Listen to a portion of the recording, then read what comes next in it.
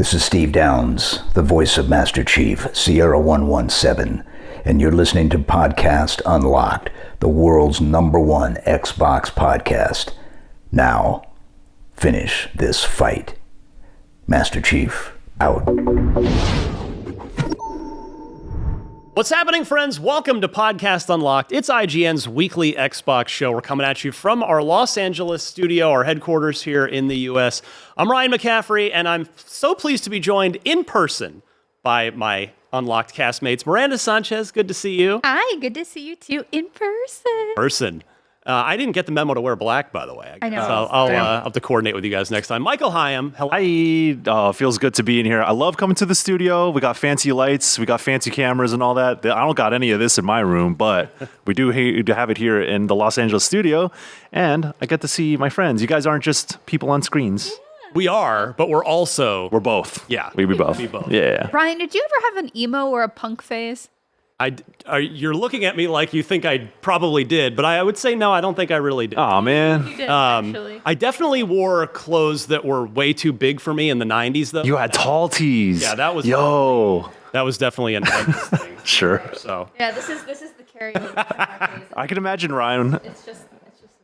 I can imagine Ryan with like puka shells and wristbands and still rocking a goatee at like 17 also. Yeah. So like this all checks. Frosted tips too? Yeah, frosted tips. That didn't happen. Oh. It could have. Someone photoshopped that. Someone's going to Photoshop that. But yeah, good to be here. We are together. We are talking about Xbox Showcase because we've got predictions to make.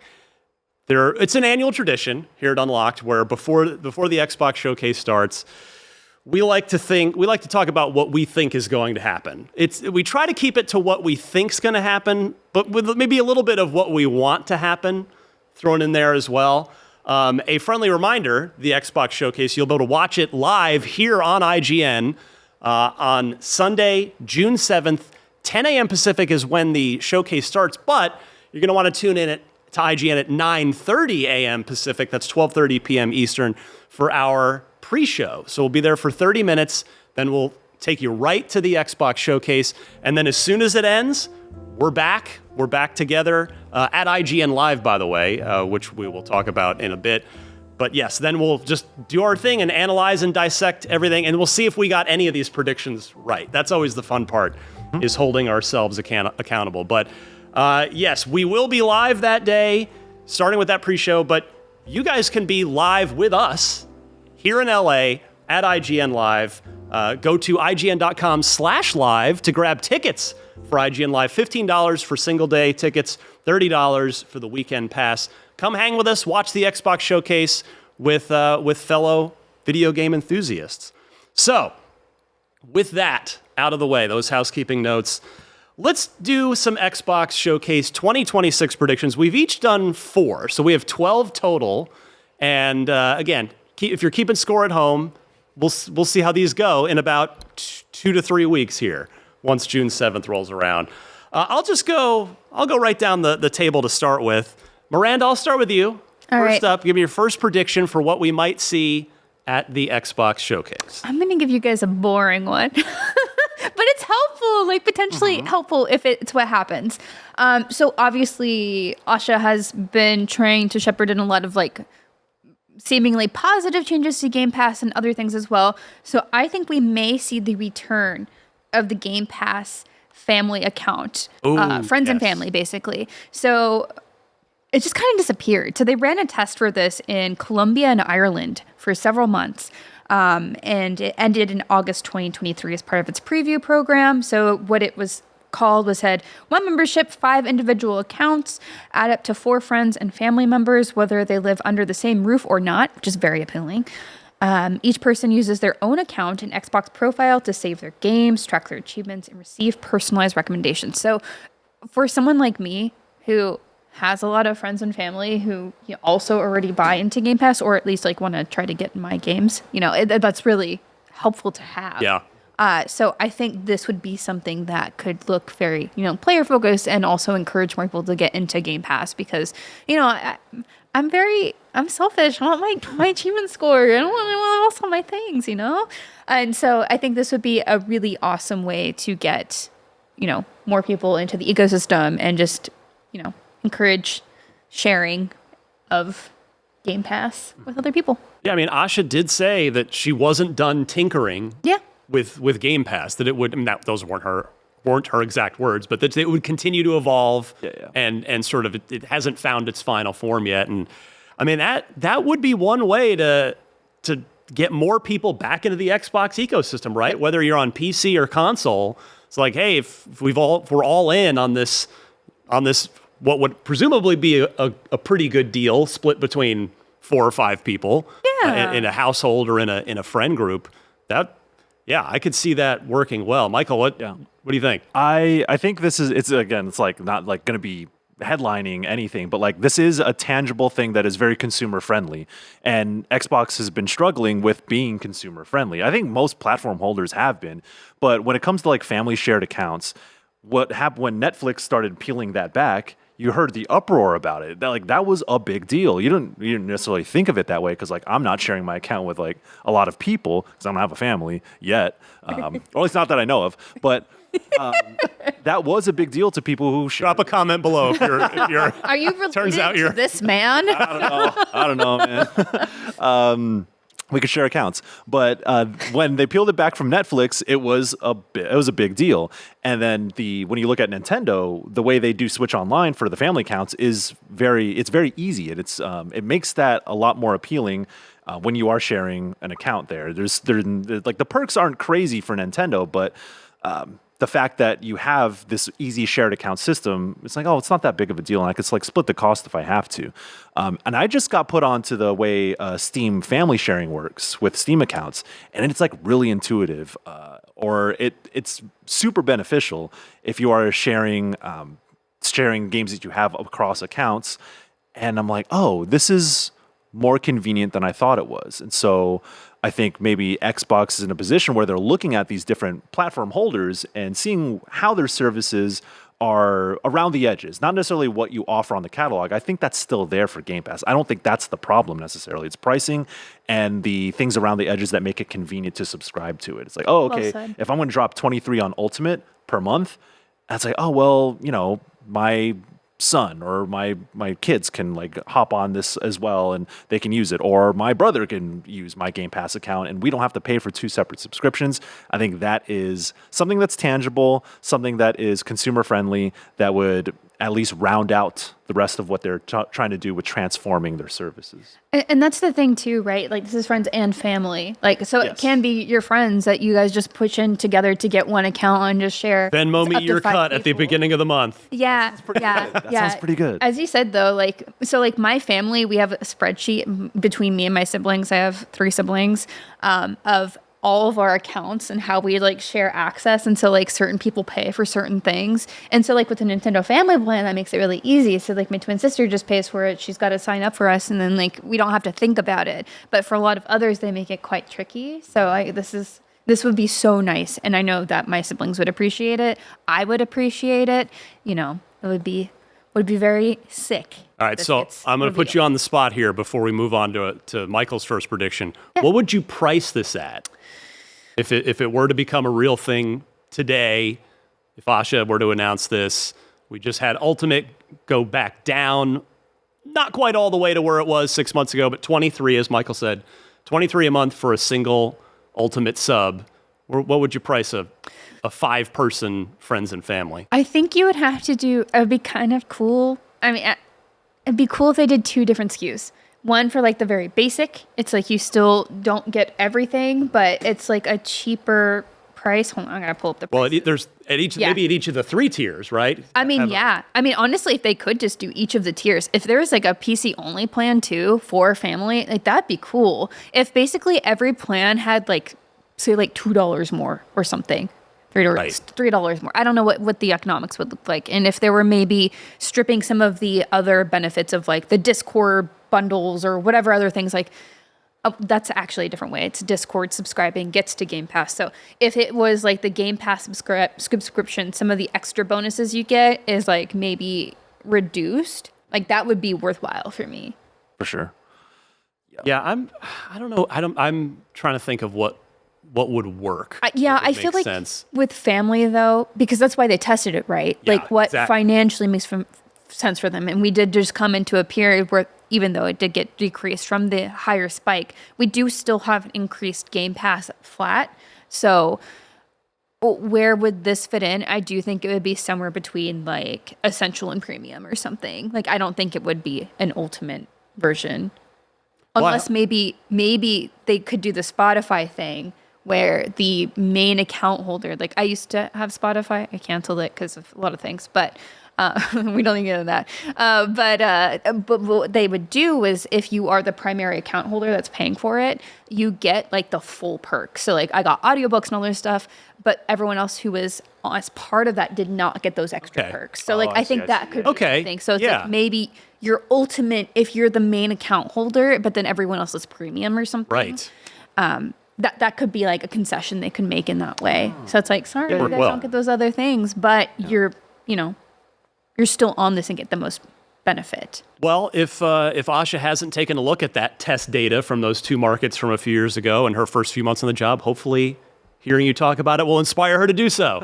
But yeah, I think that's great. We were always like, what's going on with this? Why? And then it just quietly disappeared. Mm-hmm. So we'll see if it might come back around since we know anything and everything's on the table now. Michael, give me your first prediction for the 2026 Xbox Showcase. Oh boy, I'm gonna go with some on-brand nonsense here. Well, not nonsense, actually. I'm very much looking forward to this. I just don't know how viable it's gonna be, but I'm gonna say that we're gonna see an extended look at Persona 4 Revival, which was revealed at the Xbox Showcase last year with a pretty underwhelming trailer, as you're probably seeing right here. And so I think this is an opportunity for both Xbox to kind of double down on their push for more games outside the West, as they have been doing for many years, and extend that. We've seen Stranger Than Heaven be a headliner for Xbox at this point. And so by extension, Sega and Atlas showing off P4R at last showcase. There's a lot to be desired within, people who are looking forward to this. I am. People who have been interested in Persona since 5 hit, but never really went back to the other games. I know we had 3 Reload, and that was a really nice way to visit an old game in modern form. And this is essentially an extension of that. But man, this trailer was, I remember when we were in the war room, when this got revealed, everyone was like, yo, Michael, this is your game. This is what you're looking forward to. I'm like, okay, hell yeah, dog, let's go. And they saw the trailer, I'm like, okay. The main character is running around Inaba, which is the place where it takes place. And it was cool until it cut at the end and be like, yep, P4R, it sure is a thing. Anyway, next trailer. And I'm like, oh, I want to know what they're changing, how they're revamping it. What are they pulling from P3 Reload, P5R? Like, how are they modernizing this game in particular? There's a lot of story stuff I'm interested in because of the time at which it was made. Wouldn't really fly. There's a lot of things that wouldn't fly today, or I think that they should revisit, and this is an opportunity for them to do that. But those are the details that we're all on the edge of our seats for. I think at this point, we're not necessarily going to be wondering what the game's going to look like. I mean, we saw what it looks like, but with the modern engine with P5R and P3R, those questions have been answered. Now it's how are you doing the combat system, especially after in a post-metaphor world where that combat system was an evolution of SMT? Are they going to be changing that kind of stuff? Are they revamping the story? Who are the voice actors this time around as well? Because I know that the original cast had kind of leaked P4R before its reveal, said I wasn't cast for this. Oof. Everyone was like, yeah, no one hit me up about this thing. So I'm like, did they even cast an English voice cast yet? So that's another big question as well, because I think for these games, everyone has a lot of attachment to who voices which character. And, I think when they revealed the P3R voice cast, I was like, oh, I'm interested. And they knocked it out of the park. But who's going to do it this time around? And yeah, those are one of the many things that I'm wondering about. And I think Xbox can be like, hey, we're going to follow up with this. We're going to be the ones to push this game forward. So we're going to answer a lot of those other questions. I think it's to Atlas's benefit. And I also think it's to Xbox's benefit, because I think Xbox doesn't want to be, how much do they care actually? But they don't want to be remembered for having an underwhelming trailer and not following through on it. So that's also me kind of manifesting. Heck yeah. Please give that to me. That's part of what we do here. So I'm manifesting that. Yeah.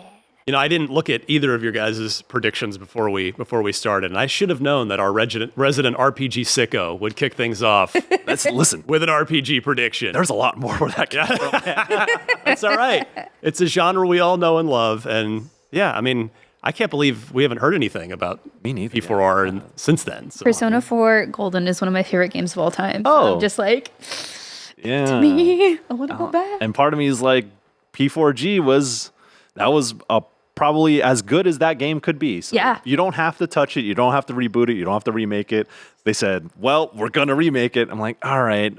Well, and I think that in contrast where P3 Reload was, that game just needed some sort of modernization, whatever it may be. Yeah. P4G is a pretty good like core game already. Yep. You don't need to refine it very much. So if you are going to come out with a remake, to justify the remake, you need to do a lot to it. Yep. So that's what I'm looking for. All right. Well, I'll do my first one here. I'm going to hit the elephant in the Xbox room, and that is exclusives, because this is a topic that Asha's brought up herself already. It's something the community's brought up. And I mean, my interpretation of her comments on this so far are that something's going to change. Like, I don't think she's going to kind of leave things as is. And as we've talked about a million times on Unlocked already, how things are right now is that there really is no consistent policy with regard to exclusives on Xbox, other than there pretty much aren't any anymore. Like, either something comes over to PlayStation 5 and or maybe switch to a few months later, like Indiana Jones and The Great Circle did. Maybe it's later, like 6-ish months later, like it appears Forza Horizon 6 is going to do to PS5 later this fall. Or maybe it's a year later, which is what we saw recently, actually, with like almost right on the 1-year anniversary of the release of Avowed and then South of Midnight. Those came to PS5. So I think something's got to change, because at the moment, even the community is like, well, why should we be playing on Xbox? Yep. Why we could just play all this stuff on a PS5? And yes, Game Pass is certainly one reason to stick with Xbox. You get all this stuff just as part of the monthly sub. But I think something's going to change. And I think what makes the most sense, and I guess regular Unlocked viewers / listeners will maybe be tired of hearing me say this again, but I think what just makes the most sense is for the Xbox Game Studios games. So the actual like in-house stuff. So that's, it's Playground, it's Halo Studios, it's the Coalition, Obsidian, In Exile. 1 year. Just everything is exclusive for a year. You will not find it on another platform for an entire year. And then Activision, Blizzard, and Bethesda, that stuff, since those were third-party organizations before Microsoft bought them, maybe they just keep putting stuff out day and date on multi-platform, and you got to make that Elder Scrolls 6 money when that game comes out. But I just feel like for the in-house stuff, now, Fable's already been announced as a day one PS5 game for this fall. Could they change that? Yes. Will they change that? Probably not. Probably not going to be like, oh, just kidding. You guys have to wait. It would do a lot of damage. Yeah, that would be not great. Yeah, that would not be a way to endear yourself to PS5 customers. But I don't know. That's just where I land with it. It's just make it a uniform 1 year for everything that Xbox Studios puts out.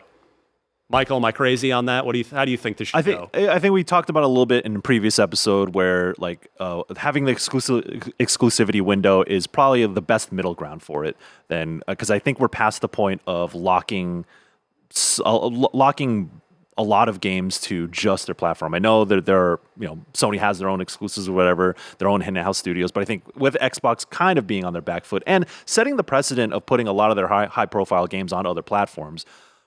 I was gonna ask you, like, how do you think that they should communicate that though? And so having that 1 year exclusivity window is kind of just the way to, I guess, play both sides in a way. Because then you don't have to deal with the backlash of like, oh, they're all hoarding their own games on their own platform. It's like, well, we have to do something, right? These are kind of our studios, and we want to support them for our platform. So like, the fact that we're gonna like give you this 1 year gap might be, we'll throw you a bone, like we'll put it out eventually, but like these are kind of our studios to manage. This is our platform to make ours. And because, as you mentioned, a lot of these, Forza's on its way to PlayStation, Fable's day and date with PlayStation, and it's like, ooh, we can't fully retract on that, but what they can do is kind of set this standard moving forward that, yes, it will come eventually, and that's how they can have that middle ground. And we've seen them have success doing that. Forza Horizon 5 being the most notable one, where I believe it was last year. Yeah, 4 years later after. Oh yeah, like 4.5 years later, it sold 5 million plus copies as a pretty old game that came to PS5. So it can definitely work. Miranda, how would you? I mean, do you think I'm crazy? How would you handle this? What do you think? I think creating that expectation and having consistency would go a long way. Because honestly, it feels like it's a bit of a toss-up every time. It's just like, well, does this matter? And I think, again, as we've all said before, that exclusivity and the lack of it has made Xbox feel a lot less special. It's like, well, why do I even have this system? Why do I even invest in this ecosystem? Right. If I can just get this on PlayStation, which, maybe my friends already have, so why don't I just do that? And I think that's maybe a reason why we see like things like Forza, 3.5 years, 4 years after sell so well, because a lot of people who used to have Xbox, used to love this, are now just playing it out there. So they're like, well, I can just wait. I don't need to invest in an Xbox. And that may still be true, right? So like, even if it's a year, it's like, well, if I just have to wait a year to play this game that I really want to from this series or franchise that I love, okay. But at least having that year feels, I think, better for everybody else who do have an Xbox, who do enjoy Xbox and its ecosystem and its design. Yeah. And that's kind of where I come from, right? It's like my favorite things of Xbox are its design. I do love its games, and I would like to stick with Xbox for that. But it feels like they also need to give a reason to say, like, yeah, we want to celebrate this machine and these people who want to invest in this machine. And the way they can do that is through exclusivity. So I think having that year, again, gives that set expectation of like what will come. And yeah, I think that's a good one. So we'll see what Asha wants to do, and if she just decides to announce it at the Xbox showcase, because I think it's Xbox's biggest moment of the year. So if you're going to make a big policy change like that, could very well be a good place to do it. Let's go back around the table, Mike. I'll start with you. Round 2 here. Your second Xbox Showcase prediction. Listen, I'm not done talking about JRPGs because this one is probably my most pie in the sky thing. What if Mistwalker shows their new game at the Xbox Showcase? And if you don't know, Mistwalker is the studio by Hironobu Sakaguchi, the OG Final Fantasy creator, who also Mistwalker put out Lost Odyssey. And I know Xbox fans who are real ones played Lost Odyssey on Xbox 360. A lot of people call 4 DVDs, baby. Listen, if we didn't have Blu-ray, so put them on 4 DVDs. It's fine. we'll manage. But the Lost Odyssey is I don't want to say hidden gem. A lot of people played it, but a lot of people coined it the real Final Fantasy 13, which I think is a misnomer because I like Final Fantasy 13 a lot. But that speaks to how great Lost Odyssey was. And of course, we had Blue Dragon also from Mistwalker, which I wasn't too hot on back in the day, but it was nice that we got an exclusive RPG by a pretty well-known developer and studio at the time. And that was nice.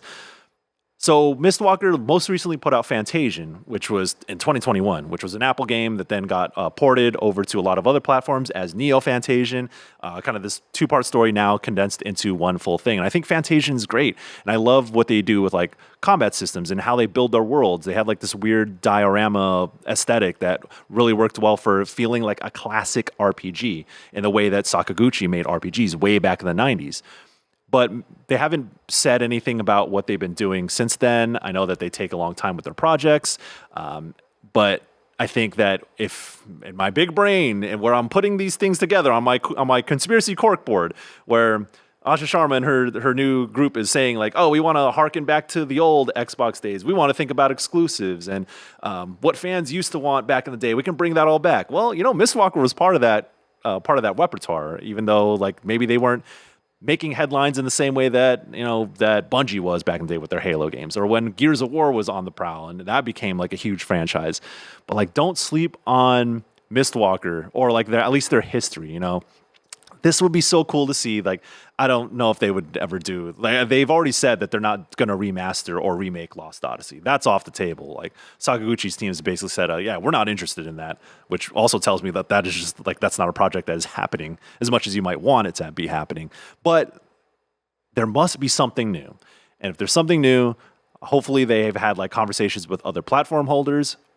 Probably Xbox, maybe Xbox, if such is the case. But again, I'm not going to put my money on it.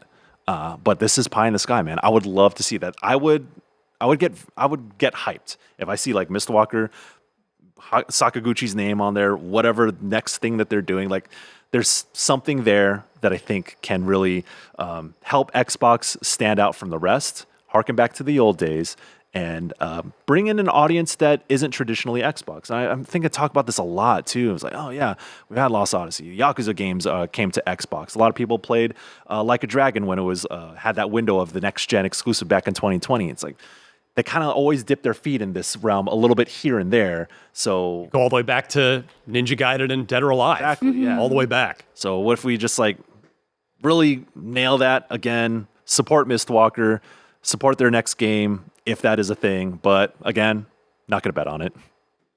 I mean, Phil Spencer he talked about how he was taking lots of trips to Japan. Yeah. Over these last few years. So we got a Ninja Gaiden 4 that came out of those trips to Japan. So can't rule it out. And it would make for a nice surprise. What's funny is you're reminding me back to my official Xbox magazine days. And Mistwalker, what you were talking about, that was a big deal at the time. Oh, because it was like, whoa, Xbox has secured this the pedigree here. And I remember what's funny is I feel like Blue Dragon was the more hyped and anticipated one at the time. Yeah. But now, with the benefit of 2020 hindsight, I feel like Lost Odyssey is the one that's kind of remembered a little more. Not that Blue Dragon was bad by any stretch, but Lost Odyssey seems to be the one that people point back to as like, that was a good time. Yeah, Blue Dragon it did steal the show at the time because it had Akira Toriyama doing the artwork, so a lot of people associated with Dragon Ball and Dragon Quest. So, and they were like, "Oh, is this the next coming of Dragon Quest?" And I was like, "It was a very simple game." And I think it was lovely. It was a lovely time. But yeah, Lost Odyssey felt like this full experience that pushed JRPGs in a different direction, I think, and it was really cool. Like, Claire Obscure devs reference Lost Odyssey all the time. Like, I think in their game of the year speech back at the TGAs, they had mentioned it. Like, this award also goes out to all the games that inspired us, and mentioned Lost Odyssey by name. So, like, I don't know, in a post Claire Obscure world, wouldn't it benefit you to support another RPG like that from the ones who inspired Claire Obscure itself? I don't know, just saying. I like where your head's at. Yeah. Miranda? I'm going to continue not talking about video games for a second, but Nice. things related to the video games. And I think we're going to get new controllers announced. So this is inspired by the news. The Brazilian... Little leaky leak. Yeah, one of the Brazilian review boards was accidentally leaked some controllers.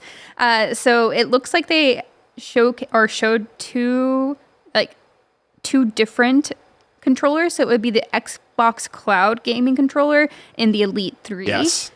Both which look kind of small and very cool.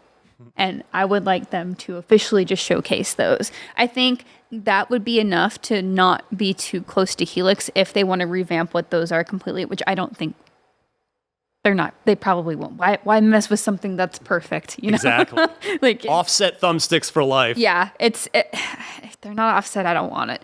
But I think one thing that would be cool is obviously these photos that leaked were just not very, very nice. They're just, Yeah. someone's measuring, doing some like analysis of these devices.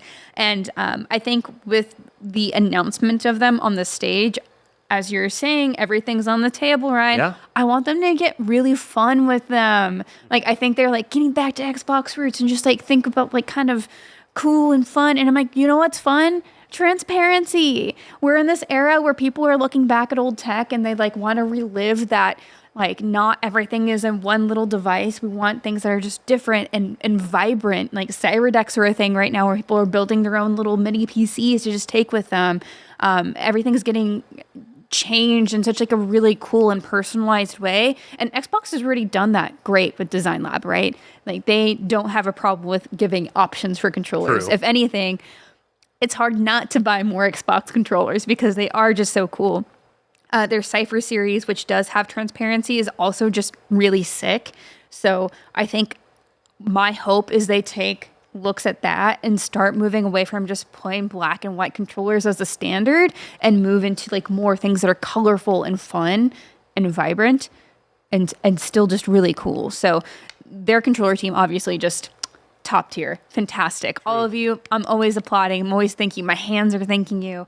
And I think these two controllers that do seem, at least the cloud gaming controller seems quite small. I'm like, yeah, It's cute. yeah, it's good for me. Fits in a pocket. Fits in a pocket and my little hands. So that's something I'm really excited for. And I would like to see them, of course, officially announce them, give them their time. But again, with more colors, like options.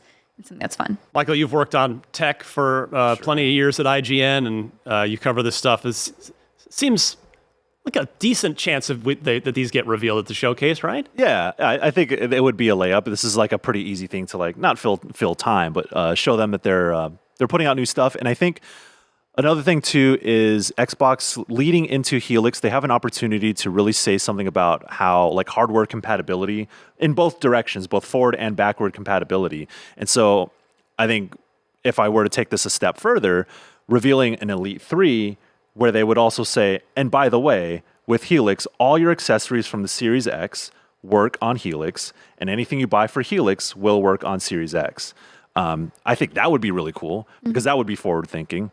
And it's not that they haven't done that in the past, but it's just like some reassurance about how they're thinking about the next generation and the money you invest on these things. These things are not cheap at all. Especially an Elite. Yeah, and if you got an Elite 2, you're like, well, is my Elite 2 going to work on Helix? Because I don't want to necessarily buy another one. And they could say like, hey, you don't need an Elite 3 to work on Helix. If you have one already, it'll work. So it could turn into like this conversation about what they're doing with hardware, in addition to showing some new cool things that people might be interested in. To your point too, Michael, sometimes people are like, well, you can just assume they do that because I did it with this device. It's like, no, never assume they're going to do something. Yeah. I think that's just from us being journalists, but also the fact that if they did not explicitly state that this is going to happen, you cannot assume that this is going to happen going forward. So as you said, that would be just like a great way to say like, hey, we're thinking about you. If you do this now, you can take it with you going forward. I have an old Elite 1 that's, I think,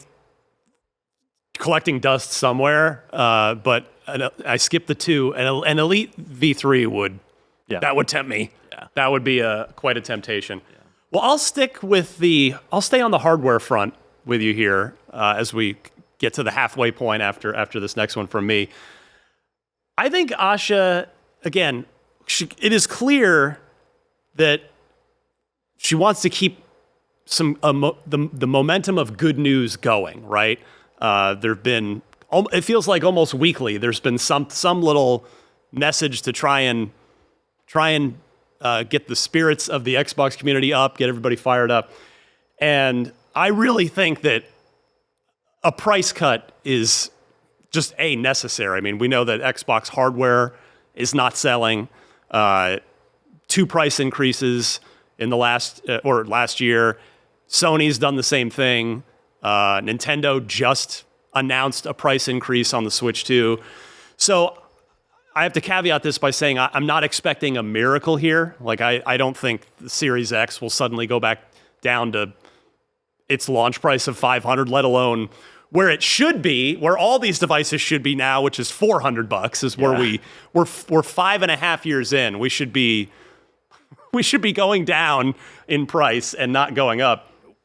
But I do think she will announce some minor, but like at least olive branch extending price cut.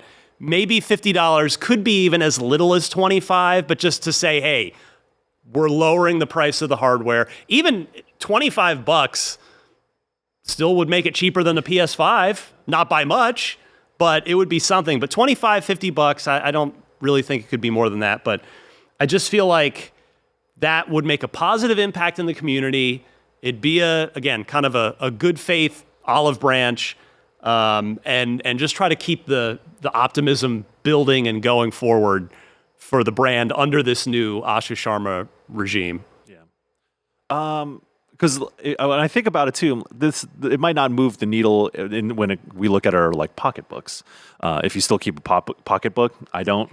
I'm well past that age, but like if they lower the price by, like you said, $25 or $30, they can say we lowered the price. So I think and they're not moving a lot of units right now. They're just you don't find them on shelves. They're not pushing like a lot of units. So I almost think about the PR benefit of saying that they've lowered the price, and like you said, using that as a gesture of goodwill in all of it's optics. Yeah, right. It's optics, and to bring down the price, I'm like, well, I think that balances out where it's like, hey, we get the good PR. We lower the price. Maybe we don't make as much on the box, but we're not selling a lot. So does that really matter? And like, can we fold that goodwill that we've earned right now, and just fold that into when we start pushing Helix? So that would be, I think everyone would kind of win in that regard. Even if you look at that and like, well, that doesn't change my mind. I already have a Series X, but people don't have it, have probably already made up their mind about where they're putting their money for this current generation. But again, it's all about building good relations with the public, I suppose. You buying what I'm selling here, Miranda? Yeah, but you know what's strange too? There just haven't been a lot of special editions. Like there have been like special one, right? I believe just the Halo, just the Halo Infinite one was the only one. No, they did the Starry one, the other one. I wouldn't even call that's just the 2 terabyte one though. It's not a special, like you can just buy that. That's not a special edition. Yeah, and like everything else has been like for a giveaway or something, so it's not an actual special edition you can go after. No, I guess like it's hard with special editions, right? Because like ideally that's something you bundle your game with, you sell as like a big thing. It's like, cool, you really love this, you're gonna go for it. That's what I do with the Halo one. Like, of course, yeah, it's sick. Of course I'm gonna buy it. But they haven't really done that again, and I think it's sort of difficult to justify another like rather expensive unit that's a special edition if you've already had one, and especially since we're so late into the cycle. But that being said, this is a decent chance for them to like maybe make something really cool for newcomers with like a very appealing game that will get people on board. A nice little bundle. Yeah, so I think that would be cool for them to do another special edition in that vein of doing a price cut. Like maybe that's something they do too. It could be nice. Pointing $25 on the 25-year anniversary, and you come out with a 25-year anniversary edition of the Series X. Maybe, hey, y'all can have that one for free. We piece that all together right now. Yeah. That's what we can do in person. That's right. Yeah, I think that would be nice. Obviously, special edition stuff has mostly been for the controllers, and so that would also be nice too. But I think for a unit would be something interesting at least. And I would want to see that 25th anniversary special edition Series X themed after the original Xbox. Ooh, yeah. And with the logo change? Bro, you all heard it here first. We came up with that here first. I'm trying to picture what that would look like. Somebody needs to mock that up for me. Someone with artistic talent, because I don't have any of that. But yeah, let's do it. But we'll see. I mean, I think there is a reasonable chance of a small price cut that gets announced at the Xbox showcase. All right, we're going to take a quick break to crack open some Fanta, and we'll be right back with more Xbox showcase predictions. This episode of Podcast Unlocked is presented by Fanta. Fanta released special edition cans celebrating 25 years of Xbox and its legendary franchises. The special edition collection features iconic Xbox characters from Call of Duty, Halo, World of Warcraft, Forza Horizon 6, and Diablo 4 with a new special edition flavor. Fans can scan on-pack QR codes on Fanta Xbox collection cans and bottles to unlock in-game content, real-world prizes, and experiences. We got our hands on some cans, so let's do a blind taste test. Each of us will try out 2 cans, so let's see if we can guess which flavors we got. We can give each other clues, but only in relation to the character on the can. So to keep things interesting, I will go first. Here we go. All right. Ooh. All right. I definitely cannot see anything now. Nice and Oh, narrow. I hear it opening. All right. Here we Crack it open, go. a cold one. All right. I can definitely smell some fruitiness already. Do you need a clue? Interesting. You got it? It's sweet and I do like it. Yes, I do need a clue. So I will give Ryan his first clue. Their Right. bones are reinforced and basically unbreakable. Well, the augmented Spartans from Halo would match that criteria. Ooh, you don't say. Would you like another clue? Let me see here. Hang on. Okay. Yes, I will have another clue, please. This one surprises me. They weigh about 1,000 pounds. In the armor. If we're on Halo, That's as much as I can say. That's Okay, as much so I'm giving you. I'm trying to think of Xbox characters that would otherwise weigh 1,000 pounds because I don't think Marcus Phoenix and his friends from Gears of War. Their gear is basically a scrap at some point. Those are too. very big and dense boys. Call of but- Duty definitely. They are. Call of Duty soldiers want to be lighter. They don't want to be 1,000 pounds. Is there one more clue that I can have? The characters are known by their rank. Okay, well, I'll sign we're definitely talking about Halo now. That I'm sure of. But I can't quite pinpoint the flavor. Just that it's good. Yeah. It is good. Yeah. It's kind of maybe What kind of notes does the soda have? You said it's fruity. almost like a little pineapple-y maybe. Ooh, is that you're locking that in? Something. You know what? I'm gonna go with that. I'm gonna Pineapple? lock that in. Final answer. I get to take this off. yeah. You did it! right. Yay! You got it. All right, there it is. I like that. Pineapple soda. Underrated. All right. That's good. Nice. Just like Make sure you're sipping in the right direction. Do you need a clue? I'll take a clue for fun. I think I know what this one is. All right, Miranda, your first clue is this is the most recent release from the list. Ooh, I feel like that's a good giveaway. I want to get the other clues though. All right. Just for fun time. Michael, you want to throw a clue at her here? Sure, yeah. This one will definitely give you the answer, I believe. This iteration lets you travel and explore across Japan. Is this the Forza Horizon 6 can of grape Fanta? It sure It sure is. Heck Yeah, yeah. you got one of the classics. It's fantastic. Nice job. And purple. Tastes like purple. All right, Michael, your turn. First can coming your way. Get that blindfold on. Heading forward towards your right hand. I think I already know what this is. That's a nice thing. They're Smell. yeah, they're quite fragrant, which is nice. Pleasing. Oh, okay. All right, you need a clue for what the franchise on the can is here? Give me a clue. All right. They were once bound within a claw-shaped dagger. Definitely know what game this is. Okay. I know what franchise this is. I do want to give it another sip because I do have to get the flavor. I'm bouncing between two different flavors in my mind. Can I give you a clue while you're doing that? They are known as the Harbinger of the Void. Okay, so I'm going to say, as a longtime player of this game, World of Warcraft, and I think the character is Xalatath. And the flavor? And the flavor, it tastes red. That's for Tastes sure. red. I know it tastes red. But I'm going to say strawberry. All right. All right, blindfold off. Let's Got see it? how you You got did. Oh, yeah. Let's go. Nice. Nice job. There's a lot There going are a on lot. with Fanta here, so I want to put my blindfold back on. All right, here goes. Oh, this one's very different than my pineapple one was. I'll definitely take a clue for sure. The first clue is they are the only class capable of providing aura effects. So they're aura farming. Also, the can is really cool, so I think it's on point with the aura fun. Yeah, that can is aura farming. Yeah. All right, Miranda, give me a second clue. I think I'm narrowing in on the flavor here. Yeah, they don't trust necromancers. Yeah, we're talking some Diablo right now. Oh, yeah. Diablo 4. And there's absolutely, it's cherry, but it's not just cherry. There's a little sour. I'm going to say like sour cherry. How did I? Yep. Yeah. Oh, crimson sour. I mean, all right. So I didn't get the color. Right. Oh, yeah, it's very, thought you had red? This. That's red too. Red. It's Yeah. red. See, red. This is It good. tastes We're red. drinking red today. You could taste colors, I swear. All right. Yeah. Good stuff. All right. Miranda, your turn. It's always a little scary. Like, it's really dark. Yeah. Okay. I mean, I know what this is. All right. It's You wouldn't like classic. clues anyway. Well, that's right. You got to guess the franchise. Yeah. Yeah. So our first clue is they were born in Manchester, England. In it. Okay, next one. So yeah, I we're just like to hear talking these. about a character from this game here. Died at the hands of General Shepard in the original series. Gosh dang it, Shepard. All right, what's the last one?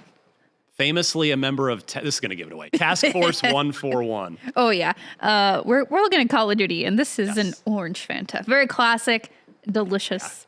You can taste that one blindfolded for Yeah, sure. I got like such good picks too, like grape and orange. Yeah, you got the two kind of classic flavors. Michael, Let's see. round 2 for you, my friend. I wonder if I could taste the color in this one too. I'm thirsty after all this.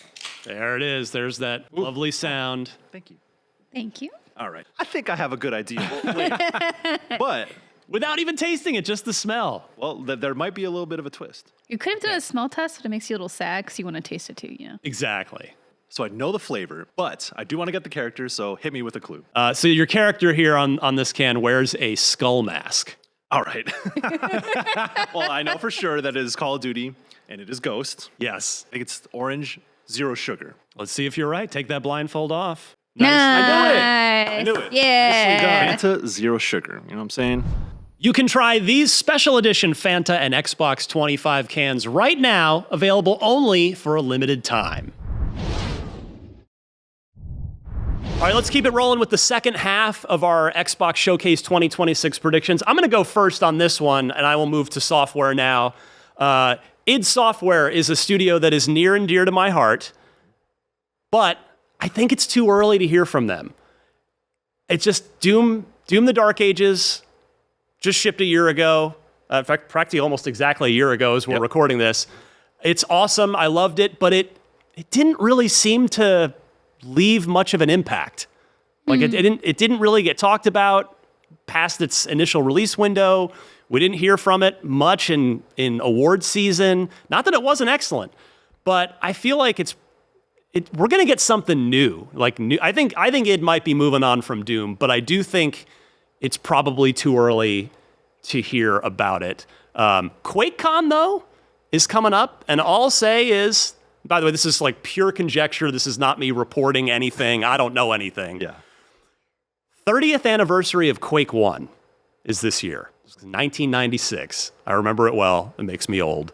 But I think they're gonna take their talents to Quake and do a single player full reboot of Quake, just as they did for Doom back in 2016, which itself, that's 10 years ago. Doom 2016 was 10 years ago. My God. What is time? What is going on? Zoom in. It is. But anyway, I love id Software, so I wanted to make that prediction, but then I had to stop myself and go, you know what? It's too early. Maybe QuakeCon, they do some sort of little teaser, but for Xbox Showcase, there is another game that's announced that I'm very much looking forward to, and I think you guys are both with me on this because you guys love it too. State of Decay. We love State of Decay. And State of Decay 3 has kind of become a little bit of it's in that zone where people are like, is this game even happening? What's going on? Because it's been shown a couple of times. It's been a number of years since it was first revealed. So I think it's finally time. I think my prediction here is we are getting an actual proper gameplay trailer for State of Decay 3, and I think it'll say coming in 2027 at the end of the trailer. I don't think we're gonna get a date or a season, but I think they're gonna finally show us real gameplay and say, hey, next year, 2027, finally getting it. I love this series so much. It's the zombie series. It's the zombie kind of game I've always wanted, that the first one completely delivered to me. And then the second one was eventually awesome. It sort of launched in a little bit of an iffy state, but 3, I can't wait to see it because I think it's finally time. Miranda, you with me on this one? Absolutely. Every time we talk about it, I just want to go play State of Decay 2. I'm like, man, I really should check out and see like how it all got flushed out. Your prediction too, I think, is spot on. We talked about this a while ago. They had playtest signups open. That's right. Just randomly. They're like, here you go. I signed up, by the way. I'm hoping I get in. I don't. Yeah. I absolutely signed up so fast. So I think it's a very apt prediction. I think it's a safe prediction as well. Like it makes sense that they would want to talk about it more since they already have that open. And we did technically get a little bit of gameplay in that playtest trailer. So I guess I'm not really going too far out on a limb here, but I'm just saying it because it's time. Yeah.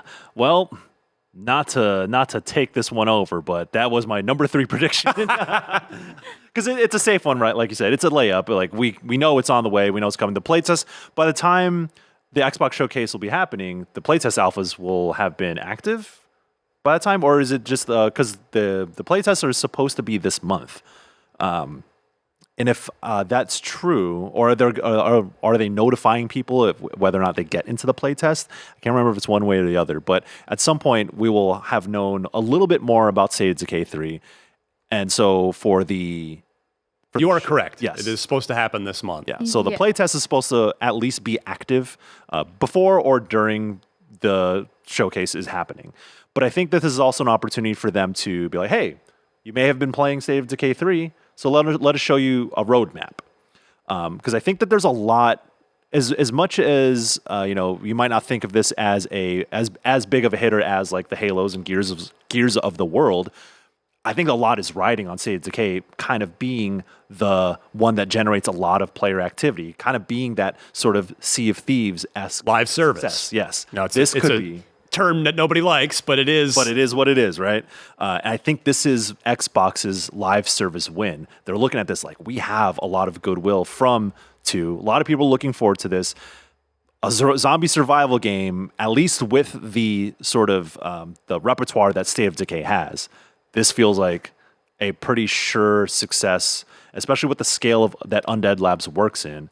It's not this huge super huge quadruple A game, but it is something that is going to get a lot of player engagement and something that has a long tail. And so when I think about the long tail being so important to this game's success, I think that they can look at this and be like, hey, you may play the alpha. Here's what we're looking at. And I'm thinking maybe early access, early 2027 is what they would say. This is now me extrapolating it further, so it's less and less of a layup now. And so now I'm like taking steps further and thinking about how they would message State of Decay 3 when they have all the eyes on them through the Xbox showcase. Because I think that would... A lot of games get a lot of success in early access. We saw like Subnautica 2 and like that's Grounded. Grounded 2. Grounded is in early access, and I think like State of Decay can benefit from that sort of thing as well. Early access can be good, but also depends on the actual state of your early access, right? Yeah. Like, 1000%. Yeah. When this game comes out, I still want it to be like robust enough for me to, see a lot of it through. Like a mostly complete experience. Like that's what they've done in the past, and so that's why I'm like, let's not go too close to early access, guys, because I think it would be a really bummer to get in there and not be able to see like a more fully fleshed out version of this game, at least sure, it might have issues or bugs or whatever, but I think you'd be really missing something if it does go full early access in the way that we've come to associate it with, which again varies from game to game. But I mean, they do support their games for a long time. So State of Decay 2 came out in May 2018, and they wound down support November 2024. Wow. So they were on it for a while, which it's cool that you can look through all of their different updates and how they did like quality of life improvements and other things as well. And I think that's kind of like the game as a service I would look for. It's just like support and like little updates here and there. But I think that would be pretty fitting for this kind of game rather than a full... Like, I think the full scope of live services we see with some other games is, if you guys understand what I mean. Yeah. Yeah, I hadn't really thought about State of Decay 3 potentially launching into early access / game preview, but as soon as you said it, I was like, that makes a ton of sense, because the first two both launched in a pretty rough technical state. They were excellent games. I reviewed the first one for IGN. I remember I gave it. I believe I gave it an 8. I think I gave it an 8.9, just 8. Because the technical stuff was just pretty substantial at launch, but the game that was there was so good. 8.9. Yep. Thank you. Yeah. Good. I'm glad my memories still work because that was how long ago was that? It's a long time. That was 20. I want to say 13. 13 maybe. Yeah. So it's been a minute. Anyway, yeah, I think game preview does make a ton of sense, especially and State of Decay 2. In hindsight, probably should have launched as game preview. It might have, granted, in their defense, it did launch at, I believe, $30. It was definitely not a full price game. But yeah, I think you might. So your prediction now, my prediction now early access, early 2027 is your thinking on that one? Okay. That's my prediction, to take it one step further. But yeah, I think that the alpha testing is probably them working out technical stuff, but also maybe trying to gauge what the community actually wants out of the game. They'll have features, they'll have modes, they'll have all kinds of systems and mechanics that they can then flesh out, and they can get a lot of information, a lot of telemetrics. Is that? Yeah, the player activity and all that, and see what it is that they should focus and key in on once they hit early access, and then build from there. I think the infrastructure for these kinds of things has changed a lot since even say Decay 2 came out. That's true. Game preview is in early access doesn't necessarily have the same the same caveats to it now, where people are willing to pay and play games that are in early access or game preview and enjoy them as full experiences, as we've seen with Grounded 2 and the many games that hit live service on Steam and all that. It's how they message it and what's included in that early access period. Is there enough to get people to pay for it? And I think they know this. And again, like I said, they have a lot riding on it. So I would bet on it being fairly robust as a full experience once they do hit that period. And I think historically, game preview, early access games are often a little bit cheaper if you buy them in early access versus the 1.0 release. It might have a 10% sale off regular price or whatever. I would say, most early access games tend to be a bit cheaper if you invest earlier. Right. Versus that's sort of the trade-off is, hey, it's not quite we're not quite done yet, but you're gonna have to, we might wipe your progress, maybe. I mean, hopefully not. But I think more of the good early access ones don't do that. But it kind of depends on the game, right? Yeah. It really depends. So, but as you were both saying, I think based on Undead Labs' history with State of Decay 2 and how they did do it, I think if they did launch into game preview with a pretty robust base, they'd be in a good spot. Yeah. Hopefully we see it. Miranda, your turn. I've got a video game. I think we're going to get the next Wolfenstein. Ooh, which yes. I know, obviously, Machine Game's pretty busy. They just, did Indiana Jones. Awesome, fantastic. My game of the year for 2024. Yeah, and that just came out on Switch 2 as well, which is pretty cool. But I want BJ back. I love BJ so much. We're obviously seeing stuff from Youngblood right now, which I know Youngblood was not loved by everybody. I had a great time playing with my twin sister, and I think I like how it kind of just fleshed out more of their world and BJ and his family and things that were happening. Some people are like, I want this to be a game between 2 and Youngblood. And I'm like, I don't know what I care about. I just want to make sure that there's a lot of BJ in it because I love him so much. Yeah. So much. But I think where Machine Games wants to take this story is where I'm most interested in, frankly, because I trust them to do something cool with this franchise and continue doing their fantastic storytelling. They've got a story to finish. Yeah. They do. Yeah, so I want to know, but I also want the twins to be around and fun. They're cool. Yeah. I like them a lot. I like them I'm a a lot, twin, so I'm just kind of like, Oh. like me. I hope it's not too early for. No. I mean, I actually don't know if they have a second team there or if it's all one.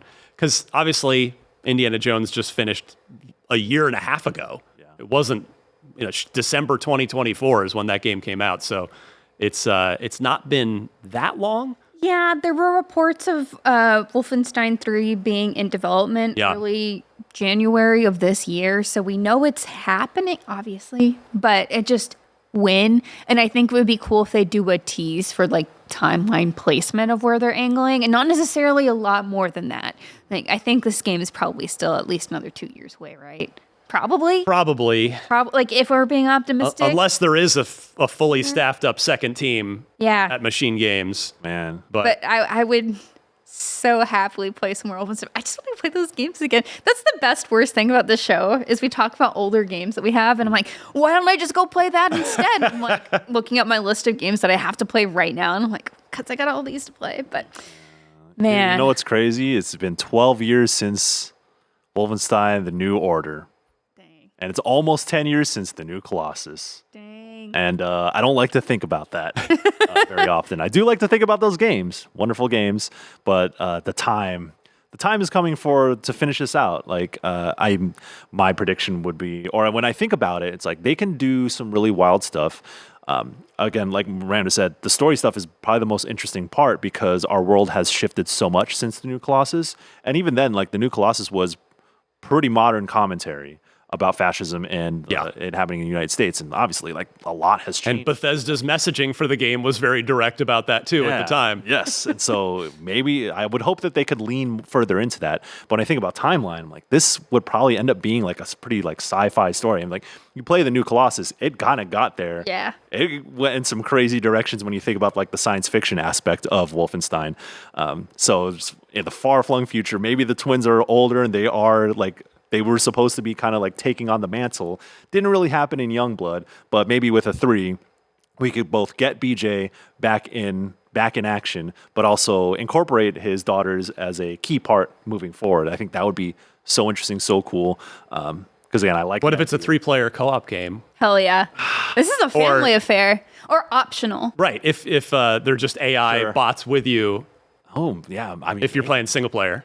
That like they dipped their toes into like the co-op stuff with Youngblood and having 2-player co-op, and that was co-developed with Arcane too. And I think that I like the level design there. Some of the systems mechanics weren't as fleshed out with Youngblood. I do like that game, but it's been so long that hopefully they have figured out what would work for a Wolfenstein 3 that doesn't just retread the territory of the older games, but can be forward thinking both story gameplay wise.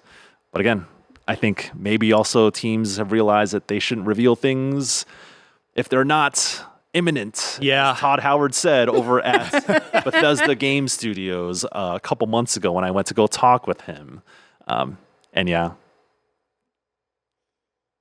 I very selfishly want a sequel to Indiana Jones and the Great Circle because I love that game so much. It just reminds me of the Chronicles of Riddick, which most of that team made way back in the day, and Indiana Jones was so good.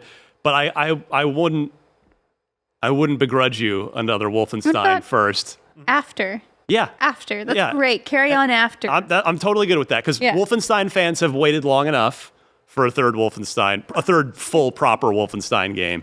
So maybe I hope Indiana Jones wasn't a one-off. I guess I'll phrase it that way. It might be, like, I have no idea how it's sold, how it's done, but hopefully it's done well. But man, the game was so good. But it is time for the return of Mr. Blazkowicz, it seems like. And it's just a matter of if this is the showcase where it gets announced or if we maybe have to wait one more showcase. We'll see. All right, final round here. I'm going to go here. I want to talk about an RPG. You're not the only one that gets to talk about RPGs here. Yeah. You got it. One of my favorite series, Fable. We know it's coming back. Playground Games is on the case at the Xbox Developer Direct. It just absolutely had me super hyped. It seemed like it was doing pretty much everything right as far as this particular Fable fan is concerned, with the key exception of not having a dog in the game. Super bummed about that. And Ralph Fulton, if he's listening to this, that dog better be coming to Fable 2 in 8 years from now, or hopefully less time than that. But it's been looking really good. So I'm super excited about it. They've consistently been saying fall 2026. So my prediction is that Fable gets a release date at the showcase. However, I'm not convinced that release date is actually going to be in 2026. I know they've been saying fall 2026, but if it's every day that goes by, it looks more and more like GTA 6 is going to land on November 19th, as has been stated. And if you look at Xbox's lineup, they have this incredibly good problem that we wish they'd had years ago, but they have it now, of actually having probably more games than they can reasonably space out during the course of the fall. Halo, we didn't even talk about Halo Campaign Evolved, but that's 100% going to get a release date. Like, Yeah, oh, again, yeah. That's not me reporting. That's just like, it's just going to happen. It's I mean, time. the game's, it's out for the 25th anniversary. It's just a question of when it's dropping. So we're getting a release date for that. But you got that in the mix. They announced Minecraft Dungeons 2. That's probably in the mix somewhere this year. Call of Duty is 1,000% coming out this fall because it always does. Surprise. And it's always the biggest game of the year, except in Call of Duty years, and I guess except last year. But you've also got Gears of War E-Day. I can't believe we did a prediction show. Miranda no release date prediction from you for Gears? I still have one more. Oh, you got one more. Okay, well, so we'll see if what happens, what Miranda's got. But yeah, I do think we do get a Fable release date, but I'm mentally prepared for it not to be this fall, because it just feels like if Microsoft has too many games for the fall, which one do you push to get out of GTA's way? And I think that you push Fable. And the reason is, I want to play that game so bad. It's like I've been waiting years for Fable to come back. But they have invested roughly 8 years and God knows how many tens of millions of dollars in building an entire new second team at Playground Games to bring this thing back. Fable, as we all know, used to be one of Xbox's pillar core franchises. Fable, Halo, Gears, Forza was the fearsome foursome back in the day, and we're kind of getting back to that now. And I don't think you send Fable out to die after you've spent 8 years and tens of millions of dollars, and I don't think you go put it out in October or November, because it's going to be a big 40, 50, 60 plus hour RPG. You don't send it out ahead of Grand Theft Auto. I think that's that would be a catastrophic mistake, and I think Microsoft knows that. So I think the release date, if it's not this fall, I think it's probably going to be a February 2027 game, is what my heart tells me on that. So we'll see. But that's my last prediction here, is that we get the Fable release date, but it might not be for this fall. I might put money on that one, because this is their last opportunity, or last time this is going to be at a big showcase. And also, you need to make a decision at some point about when you're going to put out your game. They can't show more Fable at their showcase this year and still not have a release date, and still say like, yes, it's going to be fall or whatever. Like, got to put a release date on it.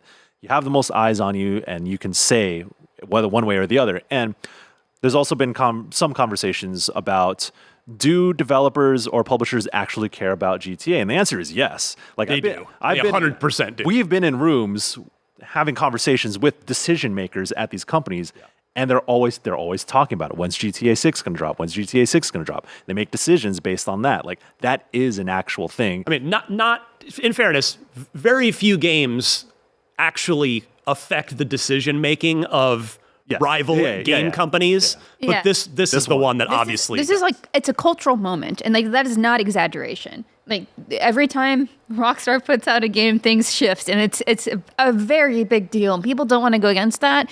We also haven't even talked about, we don't know prices for things.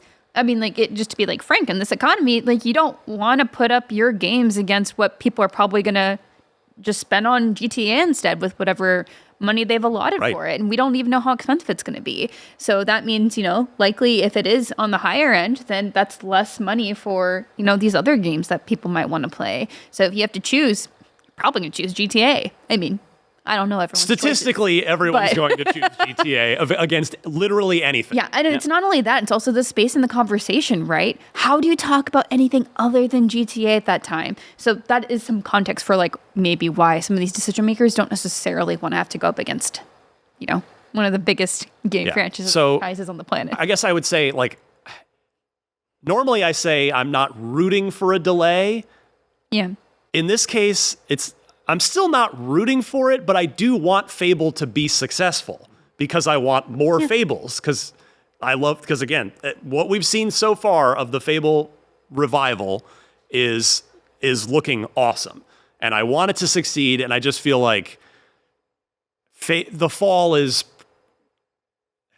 maybe does not give it its best. I mean, especially the closer to November it gets, but I want it to have its best chance of success. If that means I need to wait a few more months for it and play it in February or March or whatever, that's fine, because I'll be playing GTA this fall. I will be very, very happy, I hope, playing GTA 6, and I can wait a little bit longer for Fable.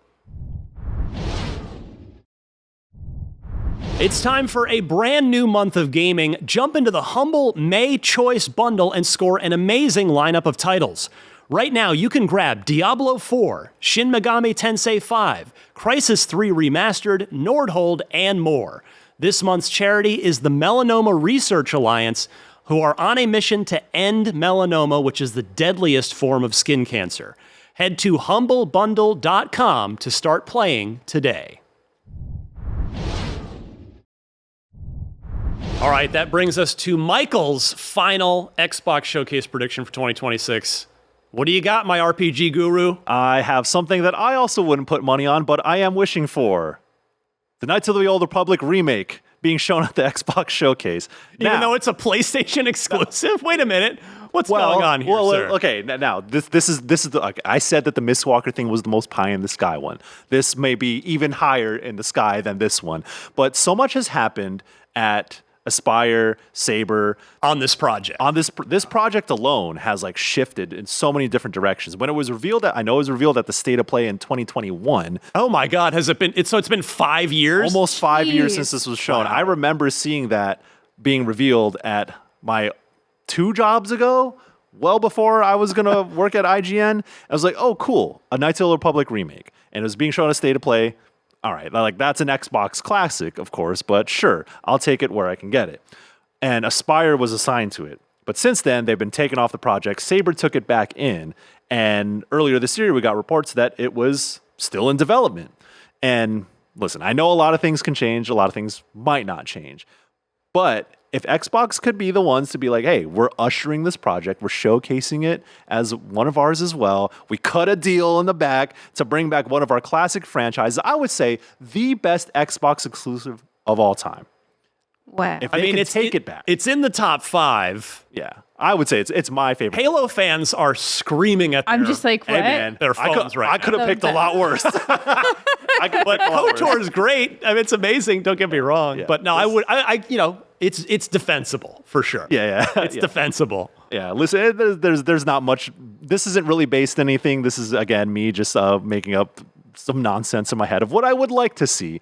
Because Knights of the Old Republic, it needs to be in good hands. I think earlier we had a conversation about, like, that was peak BioWare, and it needs to be handled with care if you're going to actually do this. Yeah. And I don't know, maybe Xbox announces that they stepped in to help with the development or whatever the case might be. So this is all predicated on the possibility that the deal with Sony has changed or fallen apart. Yes. Right? I mean, yes. Which could have happened given all the sort of, for lack of a better term, turmoil of this project.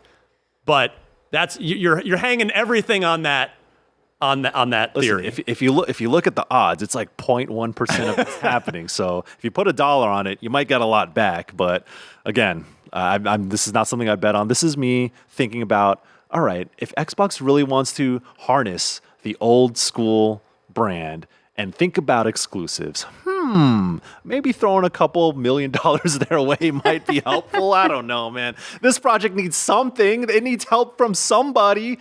Man. We just got I think it was in March 2026. They're just like, yeah, it's still in development. Still in development. Can't Cool. say anything else. That's it. It's alive. And I'm like, all right. Is it? I don't. Is it really? Remind me, Miranda, was KOTOR one of the games you played on original Xbox back in the day? It was not, unfortunately. Okay. So it would be new to you. It would be. It would be new to me. So, Michael, here's my I don't want to be a downer, but I will unfortunately be pretty skeptical about KOTOR remake. Number one, if it's ever even coming out, but just here's my concern, my grave concern with that project. You just said it. Yeah. When that came out in 2013, 2003. 2003, Thank September you. 2003. All right, 2003. Wasn't it July? Oh, was it July? I reviewed it for OXM. yeah, so okay. it's- I didn't anyway. play it until September. I'm so glad. Like, I feel like the older I get, there's a lot of stuff I can't remember so well. But video game, like it's all still in there. And I can still access it. That game, as you said, was peak BioWare. That was BioWare at the peak of their power. I mean, you could argue Mass Effect 1 and 2 were the peak of their, but if we were to chart Just the look power up of three. BioWare, like, yeah, the beginning of BioWare with Baldur's Gate and Baldur's Gate 2, yep, they were revered developer, but KOTOR took them to another level, and then Mass Effect took them to another level after that. But I think I've probably said to you, KOTOR it's neck and neck with Mass Effect 1 as my favorite role-playing game of all time. Because it fully allowed you, first of all, it's just tremendous story. Even though it's been 20 plus years since theoretically this remake might come out, I don't want to ruin the story for anybody, so I'll not thank get into you. that. Thank you. But one of the best stories in a video game I've ever played, and it fully embraced the dark side. If you had a light side and a dark side, and you could go dark side, which of course I did, and it allowed you to do amazing things in that Classic video Ryan. game. Amazing things that you would not have expected. Oh my God. But it was part of it being at the peak of BioWare's powers was it was a top shelf AAA release in 2003. Meaning like visually, by any metric, it was top shelf. With Saber taking it over now, Saber's a studio that's had success. They've done plenty of successful projects, but I'm gonna get disappointed by a KOTOR remake if it comes out in 2020 or 2020 whatever or 2030 whatever, and it's not a top shelf AAA release. Yeah. Like if it has to be. If it's like a double, like I don't know. That's all I'm saying. And maybe that might be totally unfair to say that, but that's just the standard that KOTOR exists at in my memory. Yeah. And so if you're gonna come back with it, it's gotta technically be up to par of the top games of the day, and it's gotta figure out a way to bring that gameplay in a way that just doesn't feel like you're playing what might by the time it comes out be a almost 30-year-old game. Yeah, and like I know Fate of the Old Republic, which is like the new one, that is so far into the future. I'm not even thinking about it yeah, as much as I. Casey Hudson insists it's coming out this decade. This Which- decade. That's what he said. I'm just right. quoting what he said because we all had the same thought of like, well, that they haven't done anything on it yet. It's going to be forever. And he's like, no, it's coming out by the end of the decade. And in fact, he just said a week or so ago that it's not going to be like a 40, 50, 80, 100 hour game, that it's going to be, he didn't put a number on it, but which if Fate of the Old Republic is South Park, the Stick of Truthian in length, but the quality is there. Not going to complain about it. 1,000% good with that. Yeah. Yeah. Totally good with that. But so anyway, so like I said, I'm not trying to rain on your KOTOR parade. Trust but me, it I just- rained on it myself. Yeah, it's if it were to appear again, especially on an Xbox stage somehow, it would have to blow me away. Like I need it to be, yeah. I need it to be amazing, and I don't know. We'll see. I don't know either. Are you going to play it if it ever comes out, Miranda? Yeah. Yeah. Oh, Why not? No, yeah. Why not? I totally You got to see would. what all the fuss was about. Yeah, I know. It's like a sad gap in my gaming history, and there's like quite a few of those. But it's like just really cool games that are huge that came out when I was a kid, and I'm like, how was I going to get my hands on that? You know, Too busy playing Fusion Frenzy on your original true. Xbox to It's dive true. into KOTOR. or just Call of Duty, depending on the. Michael, real quick before we move on to Miranda and the final prediction, right now I'm going to put you on the spot. No. What would you bet on releasing first, KOTOR remake or Casey Hudson's Fate of the Old Republic? Ooh, you know what I would... Man, this is going to go against my prediction. I don't think this KOTOR remake is ever going to come out. What if we just spent the Wow. last 7 minutes talking about it? Well, you know, it's Blind like us? it's like listen, you put money in both. You put money in both, and whichever comes out the other end, you'll win. Dude, that's I don't know. I don't know how betting works, man. I was just saying, we got to get you off of FanDuel because it's like the third money betting reference that you've made in this podcast. We're talking about predictions. It only the predictions market. We got to get you off of, yeah. I'm not on any of that. I'm not on any of that. Trust me. That's all I'm going to say. Miranda, take us home. The 12th prediction. It's yours. What do you got? Fusion Frenzy. Just kidding. Take a shot if you're playing the unlocked drinking game at home, except drink Fanta. Take a shot of Fanta. Thank you, Tayo. I love it so much. No, I'm not going to talk about the return of Fusion Frenzy. I don't think that's happening. And I'm actually not talking about Gears because I thought that was going to be too easy of a prediction because they have the showcase after, like that's the true. Feature and after we're going to get the release date. There's no way we don't. I felt like that was just an easy point. So instead, I'm putting a wish list item, which of course always Fusion Frenzy. But actually, I think it'd be very cool if they partnered with Sega to show their suite of reboots. So Sega recently announced that one of their projects was canceled, the Super Game. Which is a free-to-play game. They had like all these, it was a live service thing. Yeah. Or I think it was free-to-play, but it was at least live service. And I think they were trying to get ahead of announcement season to have the bad news early that they canceled it, but they didn't touch any of the new reboots. So, of course, it was, for me, the big one was Jet Set Radio, which I love so very much. And I want to make sure we see that soon. I want to see that now, actually. And of course, the other games that they announced, that's great too. But specifically, Jet Set Radio, I think, should be on Xbox's stage, especially because of the connection to Future. It's so hard to play that game now. It was a pack-in game for the original Xbox at one point. Yeah, with Sega GT 2002. That's right. Good memories. Yes. Yeah, I love that one. Obviously, the spirit was kept alive there with Sunset Overdrive, but now we need it to come back. It's been too long. Yeah, so it was Jet Set Radio, which, again, if they only talked about that, fantastic. I'd be so happy. But they also had Shinobi, Golden Axe, Streets of Rage, and Crazy Taxi. Yeah. So some other good things that could be on the Xbox stage, but I think most fittingly, Jet Set Radio. Streets of Rage is going to be, that's going to be tough because the recent ones that have been done are really good. Yeah, .mu's pretty much perfected that beat 'em up formula. So, but Golden Axe, okay, I'm listening. I loved Golden Axe back in the day. I would be curious to see what a revival's got cooking there. I'm curious about Crazy Taxi. What do you guys do there? Yeah. Do you license? Question one. Did you license The Offspring? Did you? Yeah. Are we going to be getting the Offspring on that soundtrack? I mean, that's the same thing with Jet Set Radio. It's like, is your music sick as hell? Yeah. Yes or no. If it's no, then I don't want it. They've got to spend. That's the thing. Is part of the budget for that game. They have to license some good music, right? Yeah. But probably some newer stuff. But then throw some classics, throw some '90s stuff in there too. The difference too with Jet Set Radio is like they dig into like really cool indie scene stuff and other smaller artists that are just like awesome. So hopefully, it still works out.